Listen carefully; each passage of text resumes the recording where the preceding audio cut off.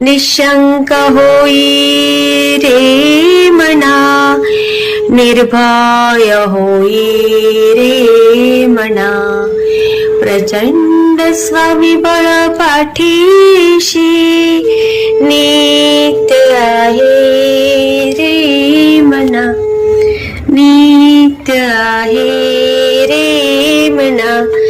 जय शिवदत्त श्री स्वामी समर्थ महाराज की. हॅलो. हा सुनीता ताई ना? श्री स्वामी समर्थ ताई. समर्थ ताई. रत्नागिरीहून बोलताय ना? हो हो, रत्नागिरीवरून बोलते. बोला ताई. अनुभव शेअर करायचा होता. हो हो, सांगा ना ताई. हा नाव सांगू शकत असाल तर सांगा, आपल्याकडे हो आहे. हो, सांगते. माझं नाव पेडणेकर ताई. प्रिया पेडणेकर, हा रत्नागिरीवरून बोलते. हा हा, बोला ताई. शाकंभरी पौर्णिमा, छोटासाच आहे अनुभव. हा हा. शाकंभरी पौर्णिमेचा उत्सव असतो ना आपलं. शाकंभरी पौर्णिमेच्या दिवशी याग असतो ना केंद्रामध्ये. हो हो म्हणजे हो आपण हो. त्या दिवशी देवीला आपण पूर्ण हे करतो ना, भाजी फळं वगैरे त्याची सजावट वगैरे हो हो करतो. हो. हा तर त्याच्या अगोदर 8 दिवस दुर्गा सप्तशतीचे हे असतात ना, पाठ पाठ असतात केले ना. होते. केंद्रामध्ये पण सामुदायिक असतात ना हा पाठ. हा हा हा. हा तर मला केंद्रात जायला मिळालं नव्हतं 8 दिवस. अच्छा. आणि घरी करायची ना, मी घरी करत होते. हा हा. आणि ज्या दिवशी तिला म्हणजे सजवलं गेलं ना अंबा मातेला, हो हो हो. आणि दुसऱ्या दिवशी याग असतो ना, महाप्रसाद बरोबर. याग वगैरे. हा तर त्या दिवशी म्हणजे मी स्वामींच्या इथे नित्यसेवेला बसले होते. हा. तर अच्छा. मग मी बसले असताना मला असं मनात आलं की 8 दिवस आपण म्हणजे केंद्रात जाऊन काही सेवा करायला मिळाली नाही. हा तर हा. उद्या याग आहे, तर निदान म्हणजे आपल्याला यागाला एखाद्या पाठाच्या म्हणजे अध्यायाच्या वेळेला बसायला मिळालं तरी भरपूर झालं म्हणजे असं. बरोबर. हा हा. आणि सकाळचं जायला जमत नाही, ह्यांची ड्युटी वगैरे सगळी बरोबर. सकाळची हो असते. हो. तर मग मी स्वामींना बोलले की आता काय ते तुम्हीच बघून घ्या, मला कसं न्यायचं आणि काय करायचं. आणि आणि थोड्या वेळाने काय झालं, मी दुर्गा सप्तशतीचा पाठ पूर्ण झाला आणि हा. रात्री बसले होते, तर 8:15 वाजलेले आहे. आणि मला केंद्रातून फोन आला. मिस्टरांनी उचलला फोन. हा. आणि तर ना ते बोलले की तिच्याकडे फोन द्या म्हणून, म्हणजे त्या काकी आहेत माझ्या ओळखीच्या एक अशा. अच्छा. त्यांचा फोन होता. हा. आणि मग मी उचलला, म्हणजे माझा पाठ वाचून पूर्ण झाला होता ना, आणि मी हम्म. नमस्कार केला आणि त्यांचा फोन आला म्हणून मग मी उचलला. तर मग त्या बोलायला लागल्या की उद्या चंडी याग आहे ना, शाकंभरी शाकंभरी याग म्हणजे असं अच्छा. हा त्यांच्यासाठी. हा. पण ते कसं आपली सृष्टीची उत्पत्ती करणारी देवता, म्हणजे वर्षातून एकदाच तो तिच्यासाठीचा याग तो एकदाच होतो ना आपल्या बरोबर. हो. शाकंभरीच्या दिवशी. हा हा. आणि मग त्याने मला डायरेक्ट प्रश्न केला की उद्या यजमान जोडपं म्हणून तुम्ही बसाल का म्हणून. ओ. वा. म्हणजे मी शॉक बसल्यासारखी, म्हणजे हा आपण एवढं मनी ध्यानी पण नाही की आम्ही म्हणजे आता मला 2 वर्ष झाली सेवा केंद्रात जायला लागल्यापासून ना. हा हा. अशी सेवा मी स्वामींची बरेच वर्ष चालू आहे माझी, पण अच्छा. केंद्रात जाऊन प्रॉपरली आपण असं करतो सेवा की कशी नाही. हा करायची, हा. हा तसं मला माहित नव्हतं की 2 वर्षच झाली चालू केले. अरे वा. आणि गर्दी खूप, नंबर वगैरे पण भरपूर असतात ना. आणि हो हो. हा विचार सुद्धा मनात मग नाही की तुमचं आपण. कसं काय नंबर लागला? किती लकी ना. हा मला तेच प्रश्न पडलेला. मी फक्त एवढंच बोलले, पण मनापासून बोलले की मला एखाद्या म्हणजे ते प्रत्येक 11 जणींना बसवतात ना, म्हणजे हो हो हो. याग चालू असतात, तसं फक्त एखाद्या अध्यायापुरती शेवटपर्यंत पोहोचले तरी चालेल, एवढंच मी बोललेले. अरे वा. आणि मग त्या काकीने असं विचारलं, मला 2 मिनिटं असं म्हणजे काय सुचलंच नाही. म्हटलं काकी तुम्ही खरं बोलताय? तर त्या म्हणतात अगं हो मी खरं विचारते तुला. तर म्हटलं कसं शक्य आहे ते. म्हणतात अगं नाही, 1 महिना अगोदर ज्यांचं नाव जाहीर झालं होतं ना, म्हणजे ज्यांचं नाव दिलं होतं ना त्यांनी, हा. त्यांना आता नुकतंच फोन आला त्यांचा की त्यांना काहीतरी अडचण आली, त्याच्यामुळे ते बसू शकणार नाहीये. ओ. मग त्यावेळेला ना त्यावेळेला तिथे केंद्रामध्ये भरपूर बायका होत्या, म्हणजे हा हा हा. सेवेला आलेल्या, भाज्या साफ करायला हे ते वगैरे सगळं चालू होतं ना आदल्या हा दिवशी हा. रात्रीची सगळी बरोबर. सेवा. हा. पण मी कुठल्या सेवेला नव्हते. मग मी त्यांना म्हटलं मी 8 दिवस कुठल्या सेवेला आले नाही, मी खरं ते सांगितलं, म्हटलं मी बरोबर आहे. कुठल्या हो. सेवेला आलेले नव्हते. तर तुम्हाला चालेल का? अगं म्हणतात ती स्वामींची इच्छा, म्हणजे इथे आता बायका आहेत ना त्या सगळ्या विचारतात, त्यांनी नाही म्हणून सांगितलंय ना ज्यांनी. हा. तर मग आमचं नाव द्या म्हणून, आम्ही बसू का, आम्ही बसू का. हा. पण ते याज्ञिकी विभागाच्या ज्या आहेत ना मुख्य, हा. त्यांना काय वाटलं माहित नाही. त्यांनी ह्या काकीने सांगितलं लिस्ट मध्ये नावं काढा, आणि त्याच्यामध्ये माझा नंबर काढायला सांगितलं आणि डायरेक्ट मला फोन लावला. बापरे, आणि किती कमाल ताई. हो, आणि मग मला म्हणतात मला 10 मिनिटात सांग, कारण ह्यांची सकाळची 6ची ड्युटी असते आणि आम्हाला यागाला बसायचं होतं 10ला. हा तर 10 ते 2 मला हा पण time किती वेळ लागेल. मी म्हटलं हा मी 10 मिनिटात तुम्हाला सांगते. हा. असं म्हटल्यानंतर ह्यांना सांगितलं की तुमच्या सरांना फोन करा आणि बघा सुट्टी मिळते का. तर आयत्या वेळेला लगेच सुट्टी काही देत नाहीत ना. बरोबर. तर हो. ते सर चिडले की नाही म्हणून मिळणार म्हणून. मग मी त्यांना काय म्हटलं, तुम्ही असं बोला की मी 10 वाजेपर्यंत, पावणे 10 पर्यंत येतो 4 तास, आणि नंतर 2 वाजल्यानंतर परतची ड्युटी करतो 4 तास वा. राहिलेली. आणि किती छान. तसं बोलल्यावरती सर तयार झाले. अरे वा. आणि मी काय म्हटलं, फक्त आम्हाला 4 तास द्या, सरांना सांगितलं 10 ते 2, हा आणि 2 वाजेपर्यंत नक्की येणार हे ड्युटीला असं सांगितलं. हा तर तयार झाले, आणि मग मी त्या काकीने सांगितलं आम्ही येतो म्हणून. हा हा आणि दुसऱ्या दिवशी मग मी जे सेवा देणारे असतात ना काका, हा. त्यांना मी लगेच फोन केला की मला असं असं म्हणजे बसण्यासाठी विचारलं गेलं. म्हणतात काय, हे शक्य कसं झालं. म्हटलं मला नाही माहिती. खरंच. मग मला बोलले की त्याचं म्हणजे असं आभार मानण्यासाठी उद्या जाल ना तेव्हा स्वामींना श्रीफळ ठेवा हा. आणि अंबामातेची ओटी भरा आणि नंतर बसा यागाला. म्हटलं ठीक आहे. बरं. मग मी तसं केलं. हा हा हा. आणि त्यावेळेला ना जेव्हा त्या सगळ्या बायका म्हणजे आल्या ना, सगळीजण म्हणजे पहिल्या जुन्या वगैरे आहेत त्या, हो हो हो. त्या असं धक्का बसल्यासारख्या बघत बसलेल्या की ही कशी काय, म्हणजे असं नाही असं. आम्ही 15-15, 20-20 वर्ष असं असतं ना, म्हणजे हो, सगळीकडेच असं असतं किती असं. वर्ष निघून जातात. वर्ष निघून जातात. तर हं. ते बोलले की तू खूप नशीबवान आहेस म्हणतात की एवढ्या लवकर तुला, आणि म्हणजे मला म्हणायला लागले की काय वशिला लावला होतास काय. म्हटलं छे हो, मला माहिती पण नाही की यजमान जोडपं म्हणून नाव द्यायचं असं किंवा कधी द्यायचं वगैरे, काहीच म्हटलं मला हा माहिती हा नाही. हा. आणि मी म्हटलं कधी विचार पण केला नाही की आपल्याला कोण एवढ्या लवकर तिथे देणार ना असं बरोबर. हो. संधी. आणि त्या दिवशी काय झालं, गुरुवार होता. हं. मग माझं ना गुरुवारी सकाळी 4:30ला ना मी नवनाथ हवन करते. म्हणजे नवनाथांचे मंत्र म्हणून आमचा हवन असतं. बापरे, घरात. हा, घरात माझं रोज असतं दर गुरुवारी. हो.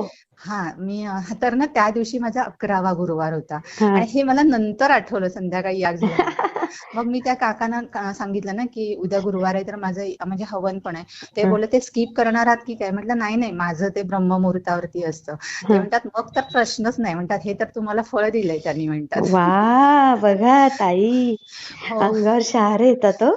हो. आणि म्हणजे तो आनंद म्हणजे शब्दात वर्णन करू नाही, शकत नाही. हा. त्याची तुलनाच होऊ शकत नाही कुठे की. तुलना होऊ हा. शकत नाही. मला इतक्या जणांनी त्या दिवशी म्हणजे अभिनंदन केलं आमचं दोघांचं तर.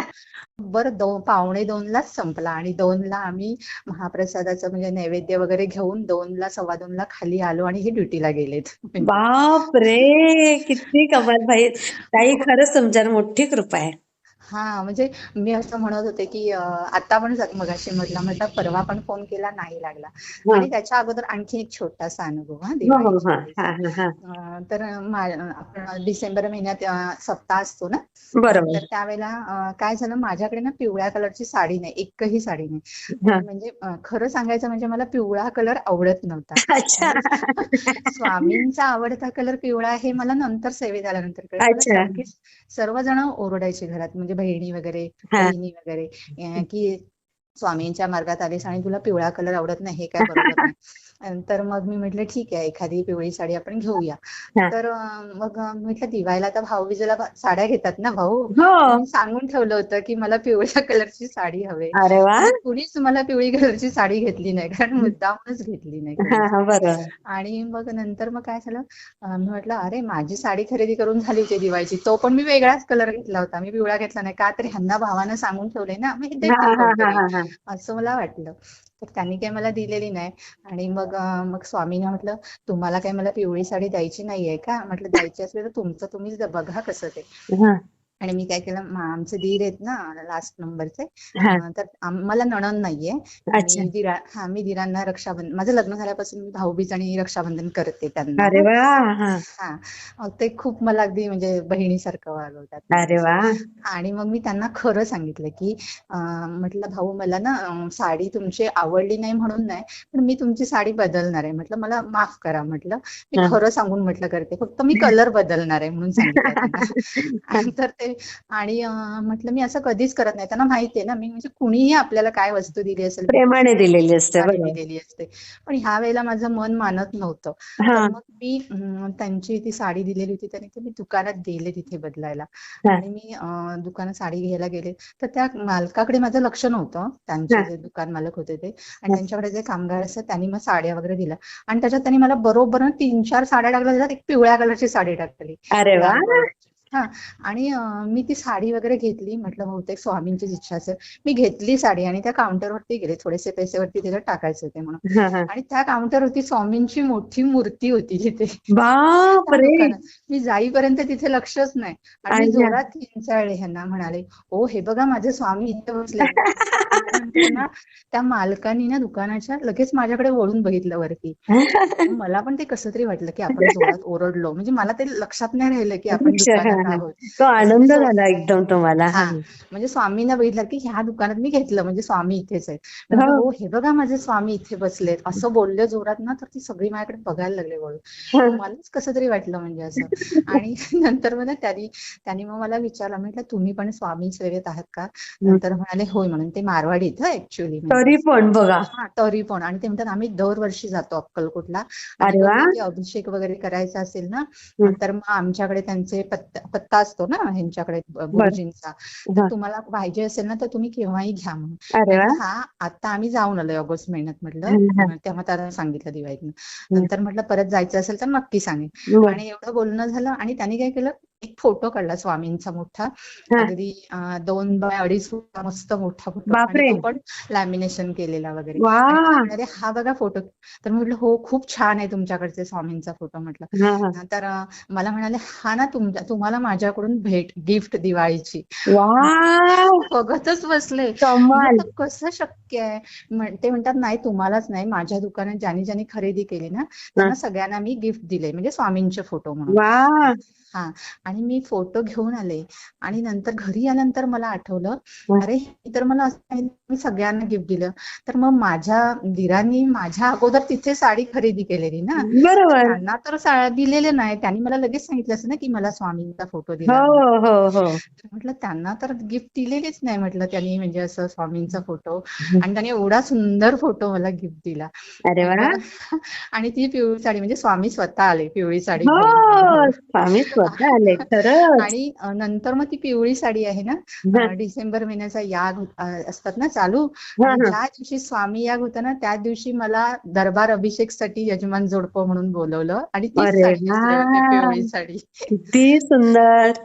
आणि त्या दिवशी स्वाहाकारला आणि स्वामी यागाला पण बसायला मिळालं, आणि तिन्ही त्रिकाळच्या आरत्या पण. आणि त्या पिवळ्या बापरे. साडीवर पूर्ण दिवसभर केंद्रात होते. वा. सगळ्यांना आश्चर्य वाटलं, की पिवळी साडी नेसून आले. किती पण छान.